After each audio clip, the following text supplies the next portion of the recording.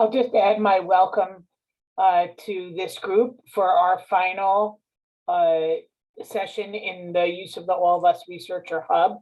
We're really glad that you have all come to complete this series, and we'll talk in the introduction about how you can visit the YouTube channel where all the recordings will be available later on if you wish to view them at a later date or share them with your friends.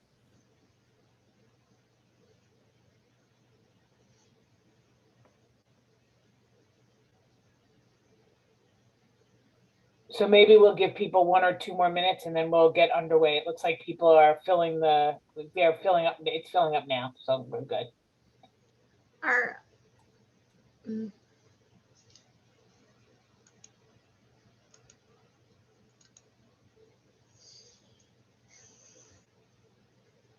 Ashley, were you able to get a hold of our guests?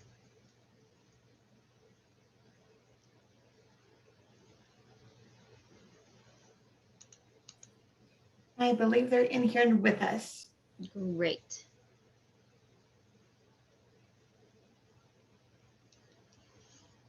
All right. Why don't we go ahead and get started? Welcome everybody on this beautiful day here in New York to the All of Us Research Hub series presented to CUNY, Hunter College, and to PAGNI providers. Next slide, please. A little housekeeping. This program is being recorded, and if you're looking for CMEs today, please go ahead and sign in with the code 28WOMB, W-O-M-B. Text it to 828-295 or 1144 and 1144, or visit us at eeds.com, and the link is in the chat room for your convenience right now. Dr. Randall and Lozano have no relevant financial relationships to report in the last 12 months, and this activity is not commercially supported. Next slide, please. So we're really excited to bring you this third and final presentation of the All of Us Research Database.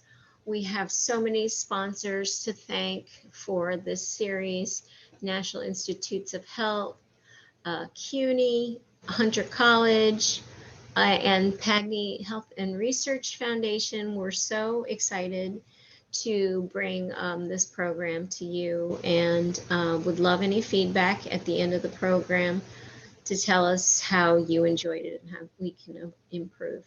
I'm going to hand it off to Dr. Elizabeth Cohn from Hunter College, who will start us off today. So I want to welcome everyone back, and oh, you can go to the next slide, please. I'm Dr. Elizabeth Cohen from Hunter. This is the third of the 3 series lecture. The first one was an introduction to the Researcher Workbench. Last week, we did a clinical researcher's lens, and today we're delighted to present a researcher's view for the view of the workbench for academic researchers when partnered with community organizations.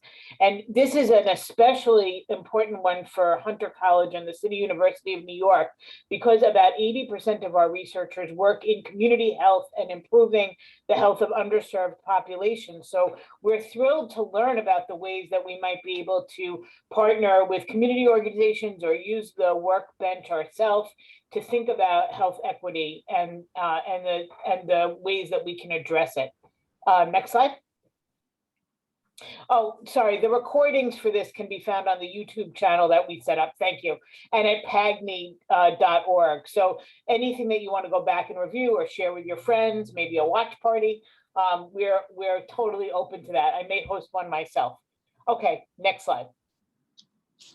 Again, just a reminder that this program was designed to provide a basic understanding of the All of Us research program, to understand the responsibilities of the researchers working, and then to gain a basic understanding about how to accomplish team science. And I think today's presentation will be a really good example of that team science approach.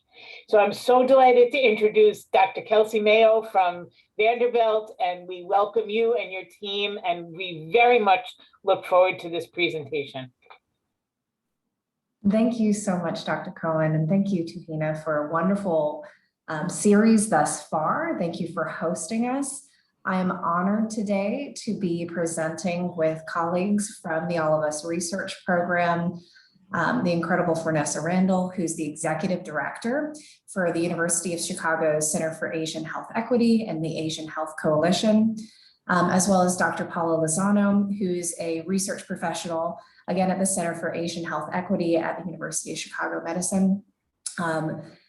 They have been instrumental as partners in the All of Us Research Program Consortium, helping us to understand how researchers can really use the resources that we're building as a program to further community health.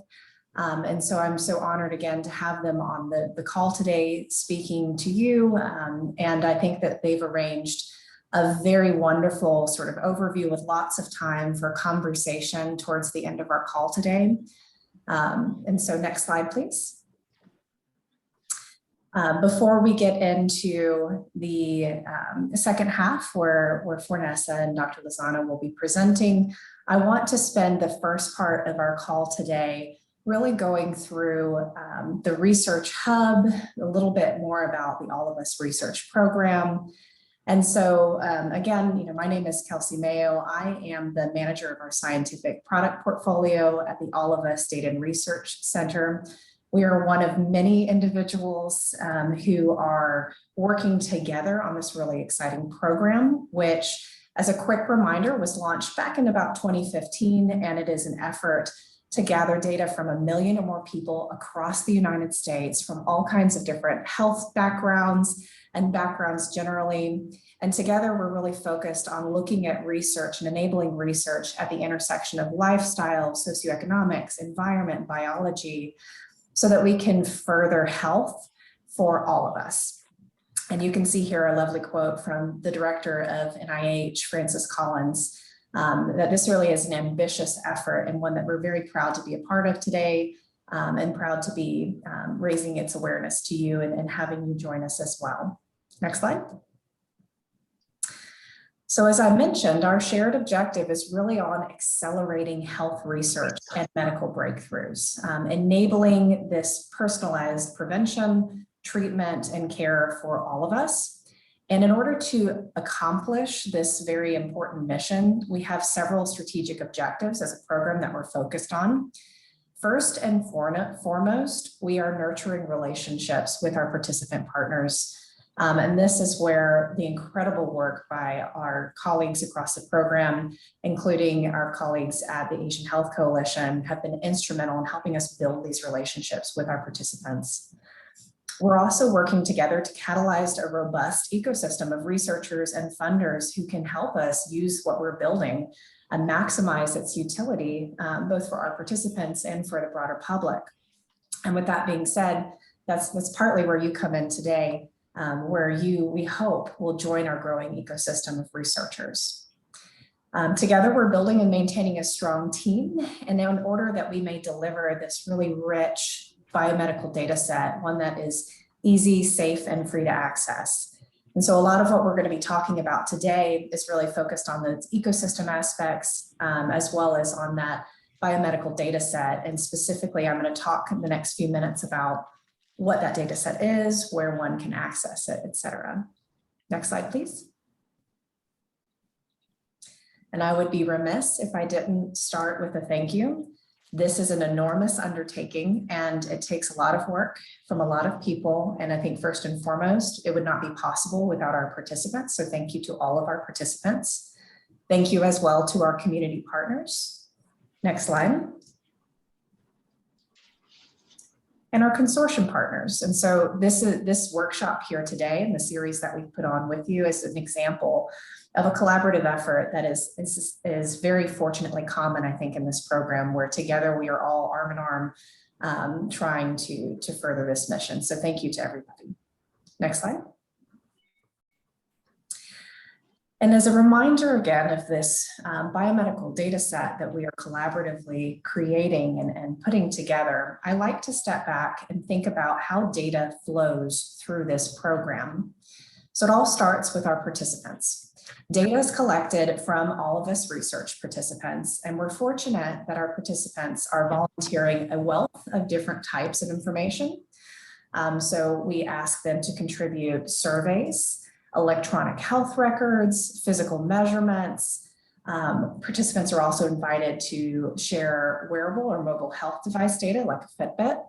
And finally, we ask them to provide biospecimen. This might be saliva or blood or urine samples, all of which provide rich data for biomedical research. And if you look at this diagram, you'll notice that of all of the data types that we're currently collecting, those first 4 categories listed are already being curated and made available on this research platform that we're building, known as the Research Hub. So I wanted to speak for just a minute on how all of this data that we're collecting makes its journey through to our Research Hub. And it's important to know that this is a very thoughtful curation process, where we take that information, we store it securely in our secure data repository, that raw data repository.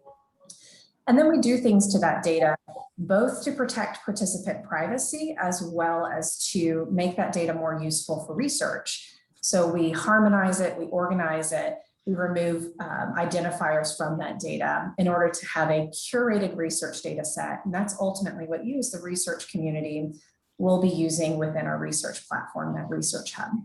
Next slide. And there are many things which are involved in this curation process, but I think probably one of the most important principles which we balance is our commitment to broad and open access, as well as commitment to protect our participants' privacy. Again, it's privacy first, privacy always. We are building a system that participants must be able to trust, because without them, we wouldn't be able to have this incredible program. And so when you think about the balance of these different principles, how do we maximize scientific utility, making sure that the research community has access to this resource while protecting participants? It yields this philosophy of we need to share this information widely and wisely and carefully. And there are a number of things that we do to enable this. One of which is actually bringing all the data into a cloud-based environment for research. This is our Research Hub. And another, if you go to the next slide, is tiering the data. And what do I mean by tiering? Again, I lovingly call this the birthday cake diagram. But essentially, if you think about that curation process that I mentioned previously, when we are organizing and curating this information, we have the ability to do different things to protect participant privacy, to make some versions of this data available as widely as possible. And that would be at the very bottom of this figure, that public tier. And so this is the research data that has been aggregated, summarized. We do things in buckets of 20. You would never be able to identify an individual participant. Thus, they're so well protected in that public tier of data that we make it available on our public website as part of this data browser tool. And you can access this right now if you go to databrowser.researchallofus.org. Now, while that's an incredible resource, it's not necessarily enough for all of the research use cases that we wish to enable and we're trying to enable in the program. Recognizing that researchers need access to a little bit more information, we have what we call a registered tier of data.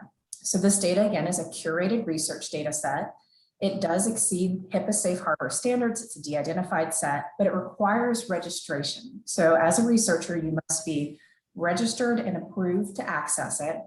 And the place that you access it is our Researcher Workbench. So we'll get into this a little bit more specifically, but we have our Research Hub And within the hub, there's a secure enclave that we call our Researcher Workbench that registered approved researchers can access this registered tier of data to do their studies.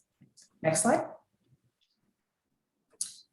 Another wonderful thing that we are doing as a program is we are releasing data throughout the lifetime of the program. So rather than wait until we've collected data from 1 million or more people, we recognize that we can already do some really valuable research as a scientific community on the data that we currently have, even while we're growing as a program. So already we've made data from over 315,000 participants available for research. So if you go onto that data browser today, or if you register to get access to the workbench, you're getting survey information from more than those 350,000 people. They have a very special survey that we released as part of our program's COVID-19 related efforts, which we call our COPE survey. So we already have 63,000 people in this research data set with some COPE survey information related again to the pandemic. Particularly the impact on behavior and mental health in the pandemic, which I think is so valuable.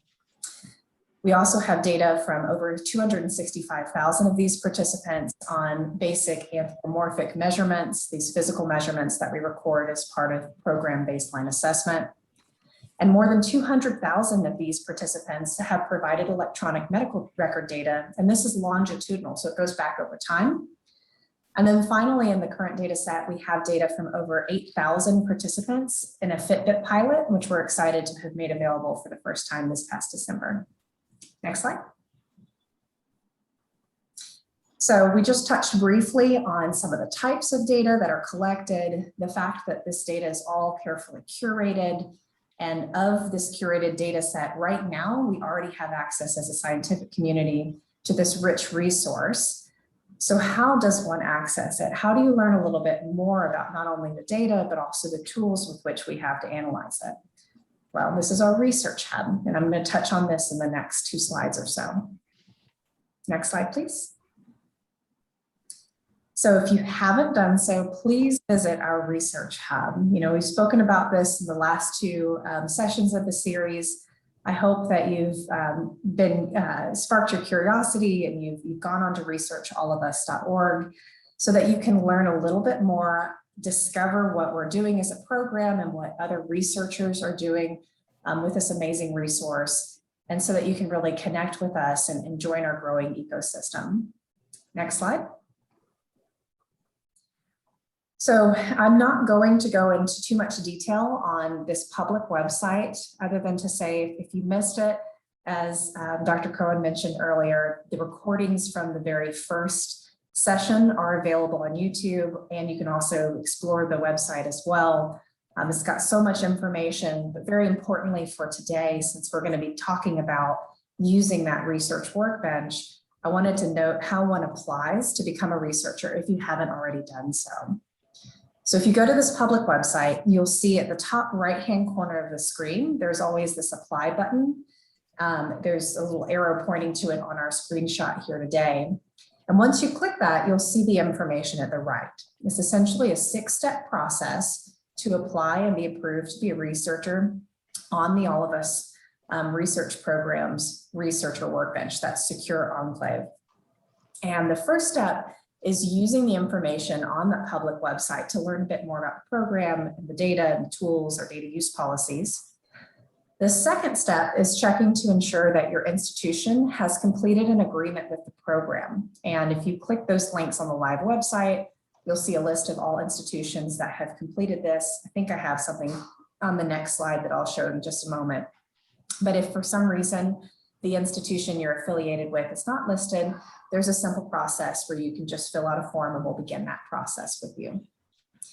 Once step 2 is completed, every researcher who wishes to have access will be asked to complete a registration process where you're essentially creating an account on the Researcher Workbench. So, you know, kelsey.mayo@researchallofus.org. And this is how you're going to access the workbench. And before you get access, you're going to connect that account with an existing ERA Commons account, complete about a 1-hour responsible conduct of research training with a knowledge assessment, which you must pass at the end. This training is very important as one of the steps that we take to safeguard participant data and ensure that we're not doing anything stigmatizing or inappropriate with this data. And then you're asked to sign a data user code of conduct. And so this is how you as a researcher get approved to access the workbench. Next slide. And just you all have already, New York has done a tremendous job. Thank you to all those involved in the process of getting these agreements established. So I know that the City University of New York already has a signed institutional agreement, and we have other institutional agreements that might be relevant to our audience today listed here. So hopefully steps 1 and 2 are already completed and you guys can start off to the races at step 3. Next slide. And just as a quick reminder, this Researcher Workbench is the place where you as researchers will come to access and analyze all of this data. So again, we're bringing you to the cloud with us. And this is all part of the Research Hub. And we have that public website, which is the front door. But most of the work that most of our researchers are doing is in fact within this workbench. Next slide. And before I hand the mic off to our esteemed colleagues here today, I want to make sure to just note about a little bit about how the workbench is collaborative, especially since today we're going to be talking about collaboration and team science. One of the wonderful things about the workbench is that we have these collaborative workspaces, which I always think of as the unit of a project within the workbench. So as an investigator, if I've got a couple of different projects that I want to do on all of this data, I can create a workspace for each of those projects and then share that workspace with my research team. And my research team might be local at my institution, or it might be cross-institution, cross-organizational, which we're going to see an example of today. But it's really a fabulous opportunity to do something which is meant to be flexible and collaborative, so that in that workspace, you can access a number of different tools and different team members that might have different expertise in the project flow. Can actually use different parts of the workbench within this workspace in order to further their specific study. So here you can see a quick example at the bottom of a research team of 3 individuals, a principal investigator, perhaps a data scientist, and a clinical researcher. And they all have different pieces of the project that they're responsible for, and they're all using slightly different tools depending on their expertise and the role that they're playing in that project.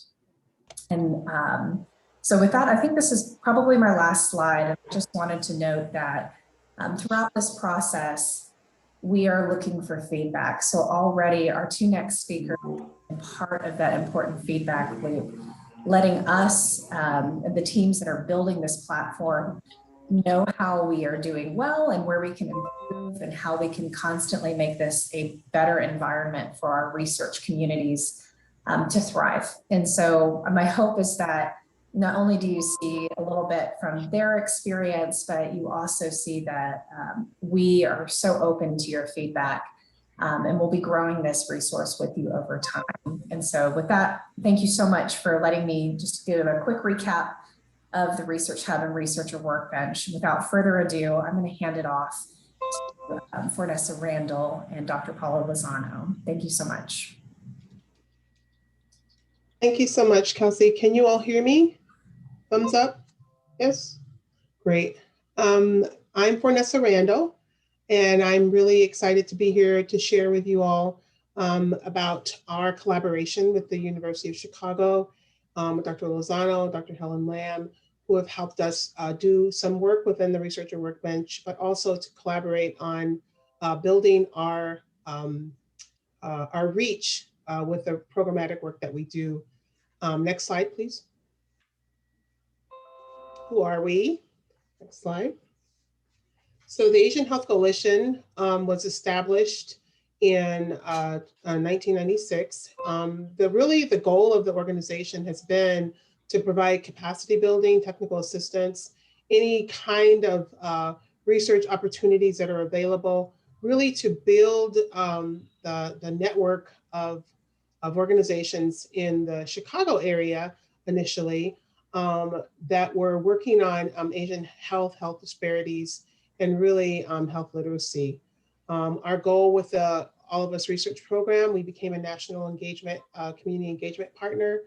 And our goal has been to work with community-based organizations across the country to really understand the All of Us Research Program, to culturally adapt many of the opportunities to engage.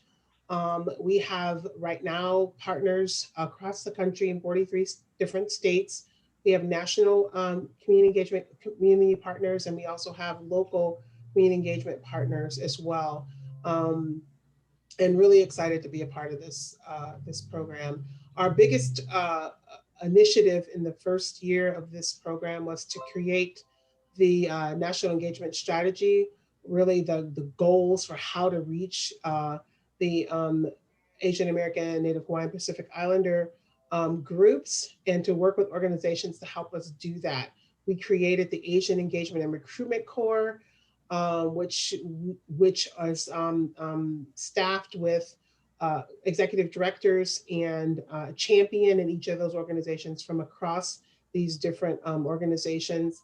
And that core is there to sort of test the waters with new models or new ideas or things that have to do with engagement of the Asian population, and really to do things like this, which is work within the Researcher Workbench, figure out ways that we are, are able to engage other researchers across the consortium. So really excited to be here to be able to share with you all. So glad that you have taken an interest in this particular session.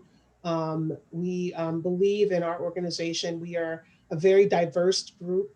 You have an African-American woman leading an Asian organization. You have a Latina a researcher, working in the Asian space. We believe that everyone needs to be able to work together to advance a research in any way that we can, and using our skills to the best of the ability. Next slide. Again, you'll see some of the different partners that are part of our core. And I want to talk here for a minute about our demonstration projects. Very interesting things that we wanted to do as a community-based group, and with the help of the University of Chicago researchers, we're able to look into the data that's within the participants that are within the All of Us Research Program now, to see how they compare to the national population of Asians. And we knew that there were some different of our subgroups that have that have a prevalence of type 2 diabetes. So we wanted to see, how is the participants and how do they compare to the national data. Similarly, we wanted to see the characteristics or the demographics. What are the characteristics within the All of Us research program, and comparative to those that are in the national at the national level. So we wanted to know that information because it would help us to target in our future iterations of our program, to target different populations that maybe were lower to enroll in the program. So we would use that as a way to help us with our engagement. Very, very important work that was done there. And finally, I think what was even more so important about this process is that working with the researchers at the University of Chicago allowed us to be able to open up even new research opportunities, which our third project that we worked on together came outside, while it came outside of the Researcher Workbench.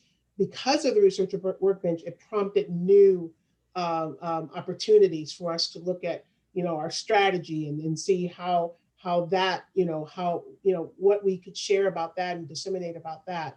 And that came from working with people like yourselves, researchers who had, ideas, we had ideas, and then we came together on these other projects, but then we ended up having additional projects to work on. So the organic nature, I feel that the Researcher Workbench provides, it provides opportunity for other collaborations as well. Dr. Lozano? Okay, next slide, please.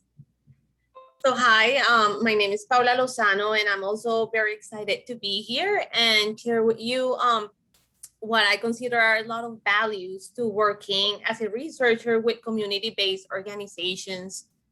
So as Fornessa mentioned, I came to work with them when they already had the demos, like the data from the demonstration projects they have also worked collaboratively with researchers at the University of Chicago. So my main job was to help to lead the writing of this paper so that we could get this research published. And so some of the values that I saw, the benefits of working in collaboration with CBOs was, these are organizations that work directly with the community. So they know what is it that the community needs, and they know, what is going to create real impact. So I feel like as researchers, sometimes when we're looking into creating a hypothesis generation, into looking at what is it that we're going to look at, we look at the gaps in the literature. But I think that working with community-based organizations, we can take a different approach where we can see what is really important to the community. And so, so that is one of the values that I find, but also, in data interpretation of the results, is also really important to work collaboratively. Because I think community-based organizations, people that work in these organizations, because they work directly with the community, they have a lot of insight into what is going on and what is driving the results that we have. And this is going to be particularly important when we start disaggregating data. So this is something that with the All of Us data, we're going to be able to do in the future. And I think this is really important, particularly for some minority groups in the US, in this case of Asian Americans, because like big health survey health data usually just agglomerate Asian Americans. So we have data on many health outcomes, like diabetes, heart disease, and health behaviors like smoking, alcohol use, but we have it aggregated. So we're going to be able to look at difference between, like in this case, Vietnamese, Koreans, and Chinese. And we, in a way, we know like they're very different. They're very different in terms of culture, religion. You're like there's just a lot of, there's over 50 ethnic groups that are always aggregated in one. So we're going to be able to see a lot of difference. And I think once we see that, we're going to have a lot of interesting results that is going to be hard to explain if we're not working directly with community organizations. So I think in conclusion, like working in collaboration with CBOs is just going to make our studies and our data and our manuscripts just stronger. Next slide. And so, I talk about like the benefits that us as researchers get from working in collaboration with community-based organizations. But I think, community-based organizations also get a lot of benefit of working with researchers.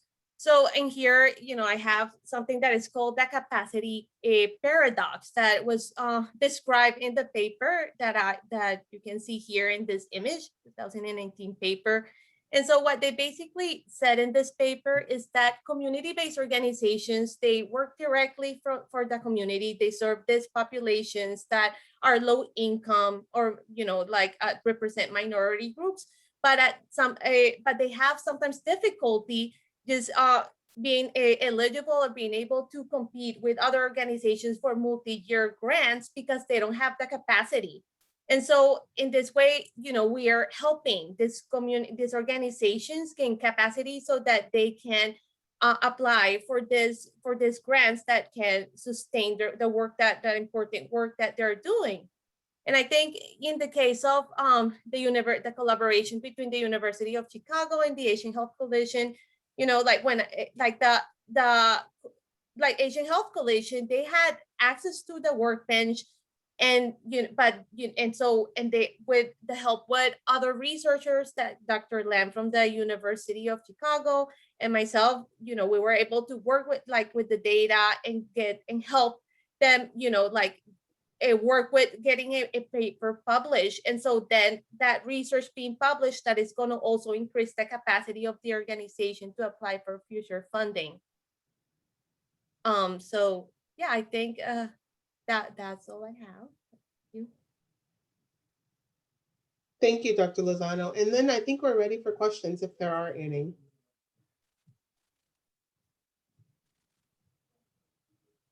And I don't know if people get to go off mute or if they do chat. I'm not sure if your format. Do you want to say a little bit more about the project that you, or the findings of your data, how it, where you came to? Sure.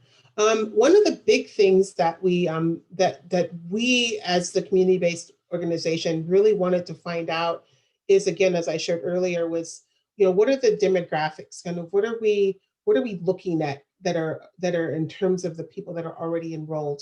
We have a high limited English proficient population. We knew that that was going to be a challenge for us. We were not going to get a website translated into 100 different languages. That wasn't going to happen for us. And in a lot of ways, that wasn't what we were looking for. We really, we know that within our populations that there's a lot of trust that's built. There's you know, a lot of touching that happens, you know, in our communities. And we really wanted to give the power to the organizations to really share about the All of Us research program. So one of the things we found in our study, in our demographic study, is that so about more than 77% of the individuals enrolled were under the age of 45, and in the higher education bracket.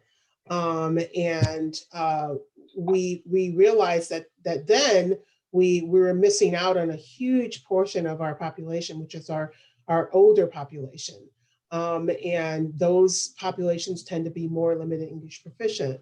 And so our targets then changed, and not changed completely, but in the next year, we targeted two to three additional groups that served the older population within the Asian community. And it allowed us to, you know, now engage more in those populations and really further along our research. So that's a you know, sort of a small finding, but a big finding for us, because we want this to be an all of us project, not a some of us project. And we also don't want some of our Asian population to enroll. We want all of us to be able to enroll. And so we are working with our community partners to help navigate the whole entire enrollment process with as much support as we can for the communities that are limited English proficient. So that was one finding.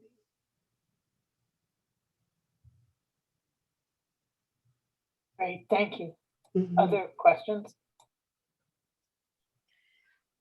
This is Rhonda Truesdale. Did you find that perhaps part of the reason you were not reaching older participants was because of the language barrier, the fact that the surveys are only available in English and Spanish right now? Yes, absolutely. That is definitely part of that reason. Also, because it is, you know, computer based, you know, it is, you know, the enrollment process is all technology, you know, it has to do a lot with technology. And so we're actually just about to finish up another study that we're working on, which is really about, you know, just kind of a listening session, listening to individuals who are a little bit older, who are going through, you know, trying to enroll, and really documenting what, you know, what they say at every change, at every point, every survey change, every, you know, just sort of really so we can understand, you know, what are the pain points? Because, you know, translating a whole site into, you know, Korean is not going to necessarily make it be so that everyone now can enroll that, you know, speaks Korean. You know, that's a little bit, you know, a lot of assumptions there. So, but we definitely having it not in the language is definitely important. Could I jump in? Oh, I'm sorry. Go ahead, Paula. No, just another thing just related to that is we did look at data on health literacy for the All of Us program, and we do see that for as particularly for Asian Americans, the people that actually participated have really high health literacy. So we know that that is related to language. People with low health literacy have low English proficiency. So that again yeah, I want to clarify two things that will be of great interest to this group. The first one is that right now we're still in demonstration project mode. So one thing to realize is that we're asking researchers and community-based organizations to help demonstrate demonstration projects, but to help demonstrate how the data can be used, and also to reproduce studies that have already been done so that we can see if it firstly reflects the rich diversity of the nation, and secondly, if reproducible results are also reproducible for this database, to build researchers' confidence in the data as it's collected and also the tools as it is analyzed. So what you're hearing here, I think, is a tremendous contribution to the program.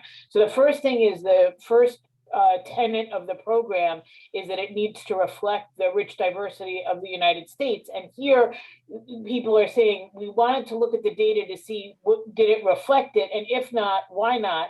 And then how can we recruit into the gaps so that it does reflect the rich diversity properly, not like past data sets which have not been reflective. And we are, as researchers, we suffer for that.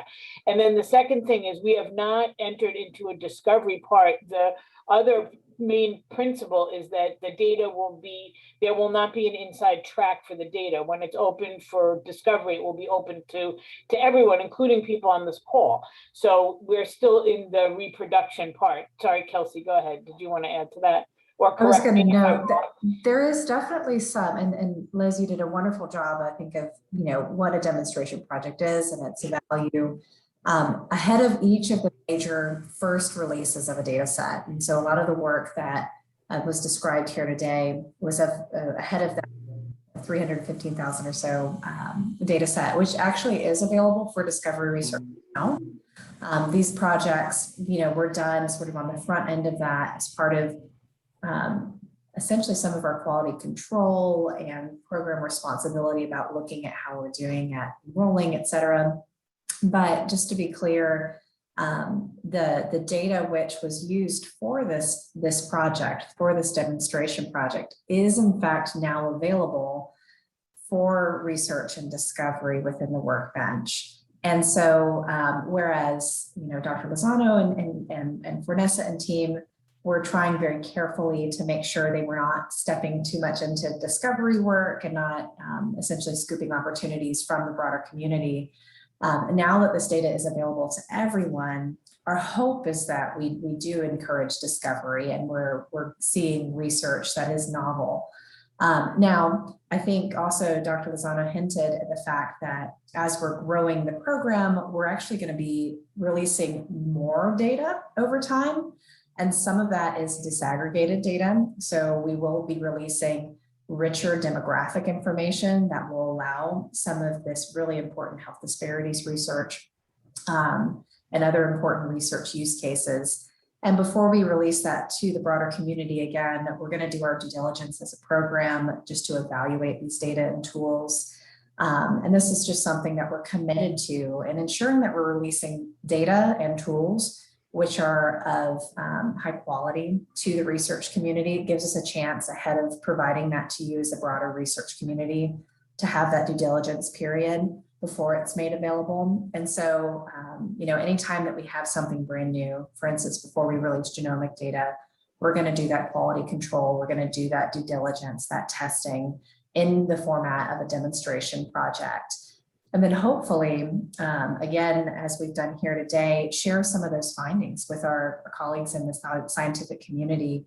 Here's what we learned through these projects, and here's how it's not only hopefully contributing something for our partners in the broader scientific community as they begin to use this data for their own projects, but also as a program, are there things that we as a program need to do fill gaps that we've noticed or address challenges that we've noticed.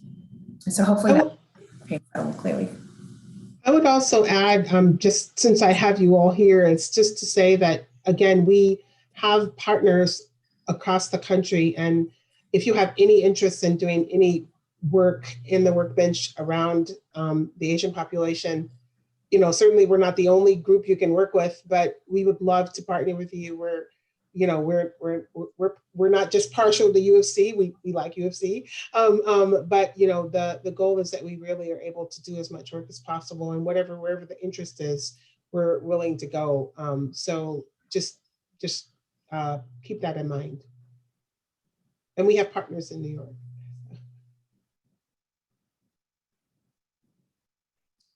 And I noticed that there was a question from Catherine, which Liz, you pasted in our chat. And I'm happy if we want to talk for a moment on that. That gets more on the technical side and some of the experiences and challenges, I think, of doing research if you are not comfortable with some of those initial analysis tools. So we can talk about that if you'd like, if there are no other questions. Yeah, and also, Kelsey, there was a little demo that you didn't do last time that we could may both answer Catherine's question and also show people a little bit about the data. I'm wondering, am I thinking that correctly? I'm happy to show this. So I can give, since we do have time today on the call to show what the Researcher Workbench looks like, I can speak a little bit to Catherine what I believe are some of the questions that you've had, and talk about some of those resources which we make available to the research community. So just give me a moment on my screen. I'm just taking a few steps to log into my account, and then I'll share. Okay. So please let me know if you see a screen which says the All of Us Researcher Workbench. You should see my mouse kind of wiggling around. Wonderful. What you're looking at today, and let me increase the font size, because if you're like me and happen to have left your glasses in a different room, it might be easier to see here. The Researcher Workbench, we obviously have a production website that researchers will be actively using. This is a copy that I use for presentations. So we call it our stable environment. So what's important about that is none of the information you will see here is real participant data. So because not everybody may be a registered researcher, this is all synthetic data. So nothing you will see here presents any risk to participant privacy. What I do want to do is share with you a little bit of what the experience looks like as a researcher. And you can perhaps contextualize some of those questions that Catherine, I'll try and represent, but please feel free to unmute and ask if I have misunderstood your question. So the Researcher Workbench, as I mentioned, is organized into workspaces. So you can see here that as an active researcher in this workbench, I have several different workspaces where I was looking at anthropomorphic data quality. I've also been, this one was a project looking at uterine fibroids that we were doing as a demonstration, or creating new tutorials with education materials. So every one of my projects gets its own workspace. Most of these that you see here, I'm the owner of, I might be the lead on, but I can certainly be a collaborator that is just shared on a workspace. So you can see here, I've just been shared as a writer on this one. And as with many different software, if I'm working across a lot of projects and I just want to jump into the specific thing that I was working on most recently, a particular analysis, this part of the workbench just shows me quick access to the things that I've done recently. And at the bottom is just a sample of the type of tutorial and help information, which we try and put at your fingertips within the workbench so that you can better understand how to use the different tools which are in the workbench, how to work just generally within the workbench. And I'm going to go through this in a little bit more detail in just a moment and show you what a specific workspace looks like. However, if I click here, we call this, I learned this some time ago and it always makes me smile. This is the hamburger menu, is what all of our UI designers call it. So if you click the hamburger, you can see that I both have my projects as well as a series of featured workspaces that our team has been building this entire library. It's not populated in this mirror environment, but in the real website, you click here and you'll see tutorials of how to work with specific data types. You'll also see those demonstration projects that I mentioned. As investigators publish their projects, we also make copies of those demonstration project workspaces available in this library. So again, trying to provide you as a research community with a lot of examples with which to start your projects and work from. So this is really a helpful part of the website.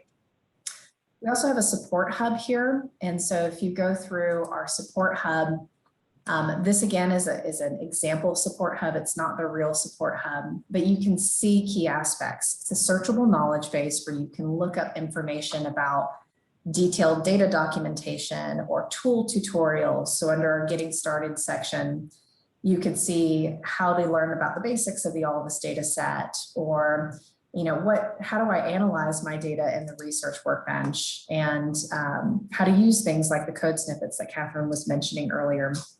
So all of this data or information is available within our support hub.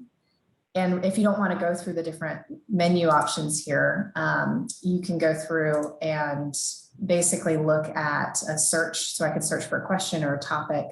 All of this we are constantly keeping up to date. We have an incredible support team that is listening to researchers to try and understand what they need to best thrive in this environment. So we have FAQs.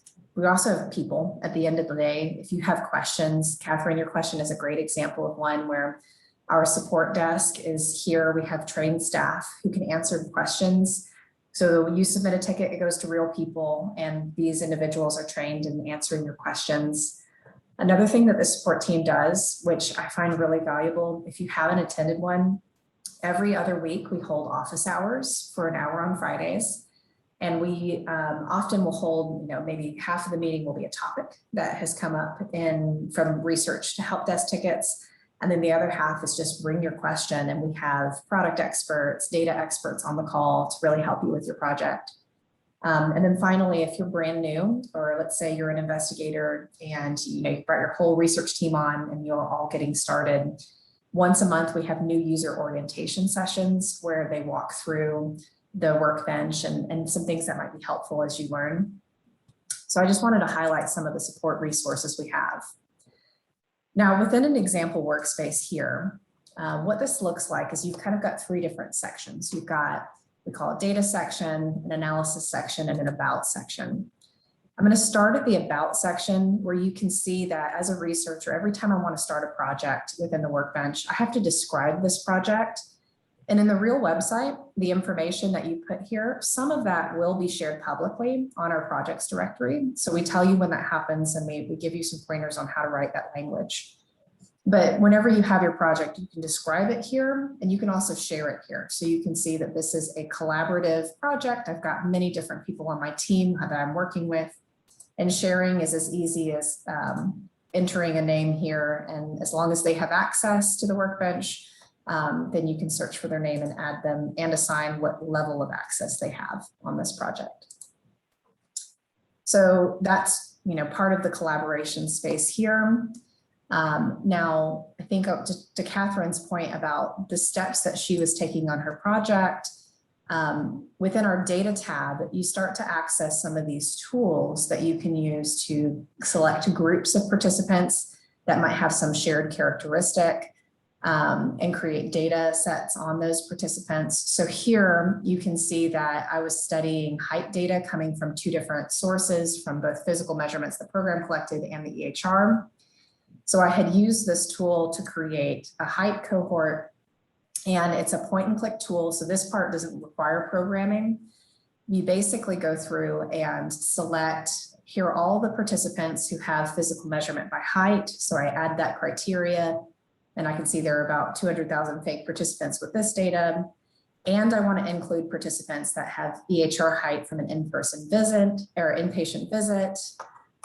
You can include other criteria. They might have been on a specific medication or had taken a specific survey question, or you can exclude participants if you're doing a control set, for example. And at the right, you see some feedback on what are the gender identity and some key demographics of these participants, so that you can evaluate the cohort of individuals for your study. So that's the cohort. And once you have your cohort, you may want additional information on them. So if you want to, for instance, create a specific data set, or I want to take all those individuals who had that height information, but I want to get their demographics, or I want to get their Fitbit data, or I want to even create a custom set of information that these individuals have. This is where I do that in our data set builder tool. And you can see what these data sets look like in this data set builder. So right now I'm just grabbing the demographic information on the fake participants with height data. And you can see what this table of information is going to look like when I pull it in for analysis. Keep in mind, and we describe this in our documentation, that in the register tier, all the dates that you see are shifted dates randomly between, I think, 1 and 365 days. So again, this is fake data, no risk to our participants here. But once I build the data set that I want for my study, I can save it and analyze it. And so I'll give it a name, and then I'll put it into what we call a Jupyter notebook for analysis. And the Jupyter notebook is that key analysis tool. And I think, Catherine, this is where your question came in earlier, is once you've taken these steps to create a data set, what might I need to do in order to use this in analysis? Because we do require that you use either Python or R to program your analysis. And we definitely recognize that can be a barrier for some of our researchers who aren't really familiar with those two languages or have used them historically. So one of the things that I'm going to show you is, I will show you what that looks like, what a Jupyter notebook looks like, just very briefly. I don't want to eat up all the rest of the time we have today. But Catherine, to your specific question, I think the examples of best practice in writing in a Python notebook, if you haven't already looked at some of these featured workspaces, have you seen any of these featured workspaces? Have you looked through that library yet, Catherine? So I haven't looked through those. Okay. That might be one of the most helpful things. In fact, there is a workspace I'm going to show you today, or a notebook that I'm going to show you today.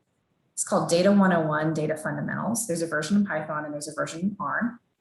And you'll see a preview in a second when this loads. But the objective of this notebook is to teach you about some example queries, how data is organized, provide some tips and tricks for working with the data set. And so this is a great place to start. And it's in our featured workspace library under how to get started with registered tier data. And you would just click over to that analysis tab and pick your favorite programming language.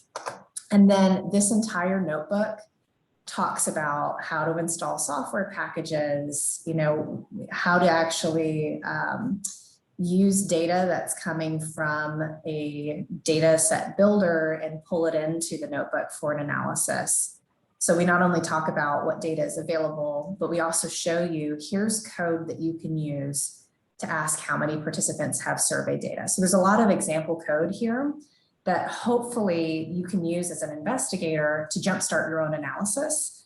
And so if you haven't tried this route, look through that notebook, see if it's helpful. If you are still stuck, please contact our help desk or join one of our office hours so that we can perhaps provide you with additional help, okay? Okay, yeah, so it's like the bugs that come up are never about the environment. They're just like I will copy and paste what I'm thinking is the name of the column. But maybe I don't, maybe that's my issue, is that I don't know exactly the exact name. It could be the name. And so I think that there's some examples here that you can use to say, here's how to get that list of column names. And so we can give you some tips and tricks. We also have that shared user forum that is within the workbench where, you know, if you have questions, you can also ask the other researchers who are on the workbench to help you with code. And so we'll do our best to help answer your questions and recognize that it's not easy. It takes some time. If you've never really been an advanced Python user, some of the like getting started and working with data sets can take a little bit of time getting up to speed.